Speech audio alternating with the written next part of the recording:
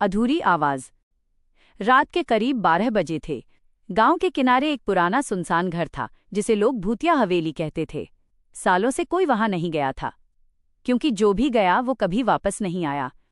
रवि, जो शहर से अपने गांव छुट्टियां मनाने आया था, इन बातों पर विश्वास नहीं करता था।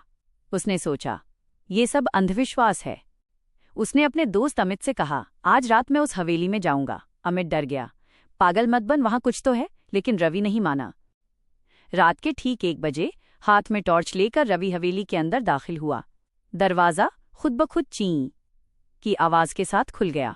अंदर बहुत अंधेरा था और एक अजीब सी ठंडक।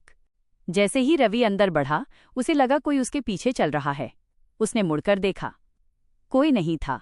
शायद मेरा वहम है, उसने खुद से कहा। अचानक ऊपर की मंजिल से किसी के रोने की आवाज आई। मुझे छोड़कर मत जाओ। रवि का दिल जोर से धड़कने लगा, लेकिन जिज्ञासा के कारण वो सीढ़ियां चढ़ने लगा। हर कदम के साथ आवाज और साफ होती जा रही थी। ऊपर एक कमरा था जिसका दरवाजा आधा खुला था।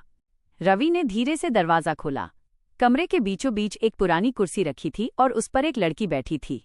उसके लंबे बाल उसके चेहरे को ढक रहे थे। रवि ने डरते हुए पूछा, तुम कौन हो?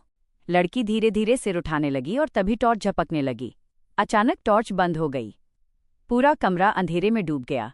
रवि ने जल्दी से टॉर्च को झटका। जैसे ही रोशनी वापस आई, कुर्सी खाली थी। वो कहाँ गई? रवि बड़बड़ाया। तभी पीछे से एक बर्फीली ठंडी हवा चली और किसी ने उसके कान में फुसफुसाया, तुम भी मुझे छोड़कर जाओगे? रवि के रोंगटे खड़े हो गए। उसने धीरे धीरे पीछे मुड़कर देखा। वही लड़की उसके बिल्कुल पास खड़ी थी, लेकिन इस बार उसका चेहरा दिखाई दे रहा था। उसकी आंखें पूरी तरह काली थीं और चेहरा जला हुआ। रवि डर के मारे चिल्लाया और भागने लगा। सीढ़ियों से उतरते वक्त उसे लगा जैसे कोई उसका पैर पकड़ रहा हो। वो गिर गया और फिर सब कुछ शांत हो गया। अगली सुबह गांव वालों ने हवेली के बाहर रवि की टॉर्च पड़ी देखी, लेकिन रवि कहीं नहीं मिला।